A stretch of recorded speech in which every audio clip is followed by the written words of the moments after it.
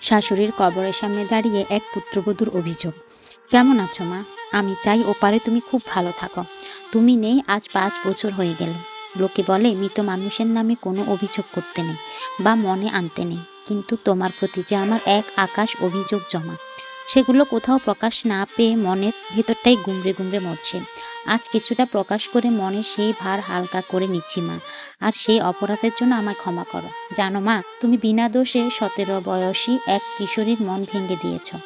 তার সব স্বপ্ন তুমি গুঁড়িয়ে দিয়েছিলে অবলীলায়। সংসার জীবন বানিয়ে দিয়েছিলে তিক্তময়। জীবিত থাকাকালীন সংসারে এতটুকু শান্তি দাওনি আমায়। সবসময় গরিবের মেয়ে বলে অবহেলা অবজ্ঞা করেছ। অথচ এই আমাকে দেখে শুনে তোমার ছেলের বউ করেছিলে। তোমার সব প্রয়োজনে তবুও এই অকর্মা আমাকেই লাগতো। তাও তুমি বিন্দুমাত্র কৃতজ্ঞতা স্বীকার করনি কখনো। তুমি এতটা নিষ্ঠুরতম মা ছিলে যে গর্ভকালীন সময়টাও একটা মেয়েকে ছাড় দাওনি।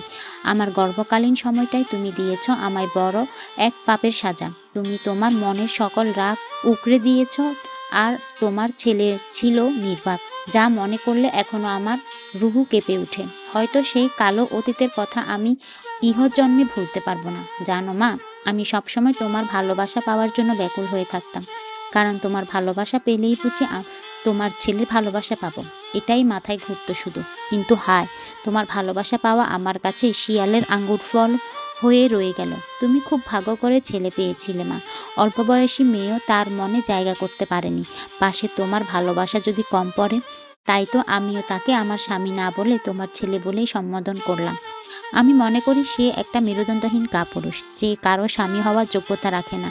এরা শুধুমাত্র স্ত্রীভক্ত ছেলে হয়েই থাকতে চায়। চিন্তা করো না মা, তোমার অনুপস্থিতিতে সে আমাদের ভালোবাসে তোমায় ভুলে যায়নি, বরং এখনো তোমার কথা মনে করে খুব কাঁদে। প্রতি কথায় তোমায় মিস করে। তুমি খুশি তো মা? এবার আমি কেমন আছি শুনবে মা? শুনো তবে।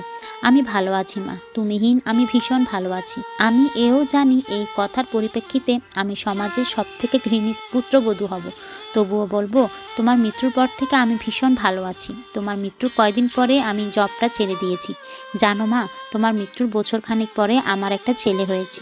সবথেকে অবাক বিষয় কি জানো? আমার ছেলেটা দেখতে অনেকটা তোমার মতো হয়েছে। অনেক প্রার্থনার ফল আমার এই ছেলে। আমি প্রতিদিন সৃষ্টিকর্তার নিকট এই ছেলের জন্য মাথা ঠুকেছি। কারণ কি জানো মা, আমিও ছেলে মানুষ করব, তাকে অন্ধভক্ত না বানিয়ে ঠিককে ঠিক ভুলকে ভুল বলা শিখাবো।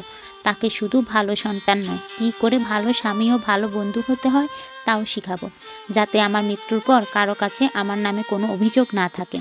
আমি আমার সন্তানদের আদর্শ মানুষ বানাবো। আমার জন্য আশীর্বাদ করো মা, আমি যেন আমার উদ্দেশ্য সফল হতে পারি। সর্বশেষে এটাই বলবো মা, তুমি খুব ভালো থেকো। আমার কথা ভেবো না মা, তুমি হিনা আমিও ভালো থাকবো। এখন আর দম বন্ধ হয়ে শ্বাসকষ্ট হয় না আমার। এখন চাইলেও যখন তখন প্রাণ ভরে শ্বাস নেওয়া যায়। মুক্ত আকাশে পাখির মতো উড়ে বেড়ানো যায়। ৩ বেলা বঞ্চনা খেতে হয় না আর আমাকে। ধন্যবাদ। কেমন লেগেছে অবশ্যই জানাবেন।